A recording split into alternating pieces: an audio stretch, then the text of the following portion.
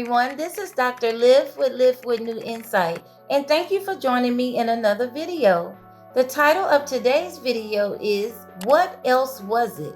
6 reasons why a person will remain in a relationship where there isn't love.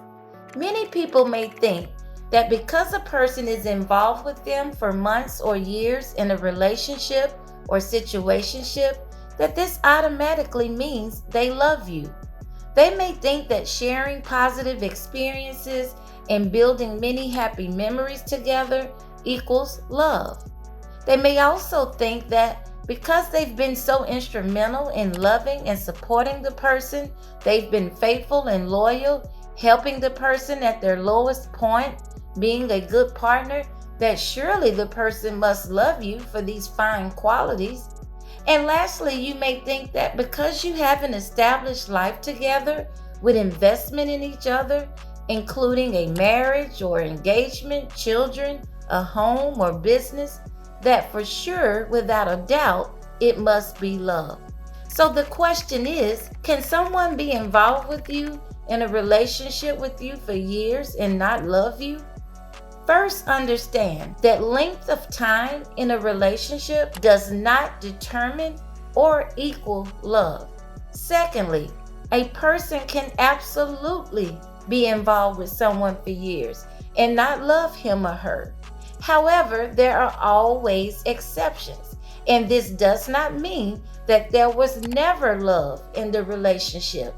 However, whether there was love or not in the beginning or at some point in the relationship is determined by many other factors, such as the person's intentions, the person's capacity to give and receive healthy love, and other individual and relationship dynamics.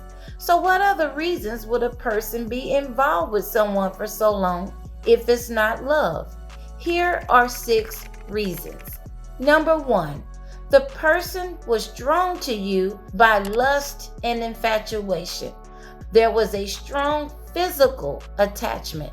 This can feel real. This can feel like real love. And especially if the relationship becomes sexual, this can increase the feelings of desire, lust, and infatuation. Number 2, the person may have idealized you.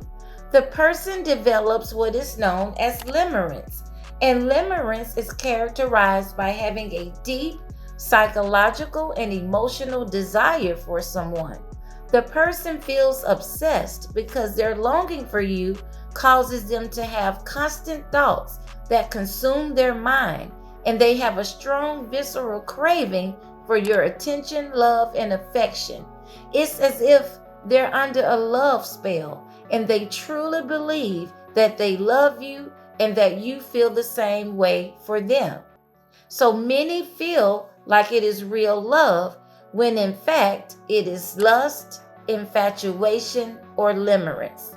Number 3, due to a person's insecurities, codependency, or trauma bond, they believe they need a relationship. They need to be coupled or partnered with someone. They may have a fear of being alone, a fear of uncertainty. They may not feel adequate or worthy outside of a relationship. They may think they can't make it on their own, and the relationship serves as a means of comfort, convenience, and security. Number 4, the person may have loved you at some point and then became disconnected. People do grow apart, lose interest, and their needs and preferences change.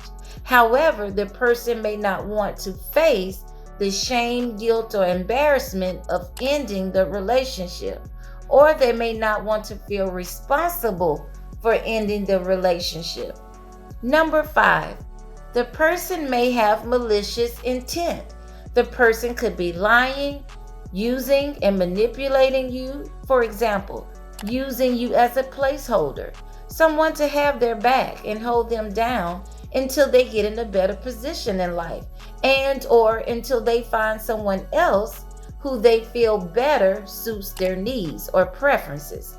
And this is oftentimes based on infatuation, lust, and superficial gain.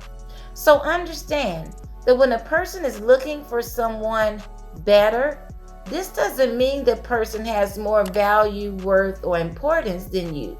If you're dealing with someone who has this mentality, they're typically looking for anyone they can control, use, and someone who has the benefits or supply they need. So it's all for selfish gain, not for real connection or love. And most importantly, it doesn't matter if someone else perceives someone to be better. Your value, worth, and importance and self-esteem is not and should not be determined by anyone other than you. Number 6, the person may remain in a relationship or situationship out of feeling obligated, perhaps by marriage, children, culture, or religious beliefs, or pressure directly or indirectly from family, friends, and others. For example, if a person's family believes that they're better off with their partner is the best thing that ever happened to them, they better hold on to their partner, and they'd be crazy to let their partner go. The person may feel pressured to remain in the relationship even when they don't want to, out of obligation, fear of uncertainty, and fear of disappointment from their family. Sometimes there is fear, worry, and concern about the other person's physical or mental health, such as, how would they make it? How would they survive if I end the relationship?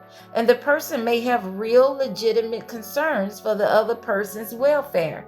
This can demonstrate love, care, and concern. But loving someone is very different from being in love.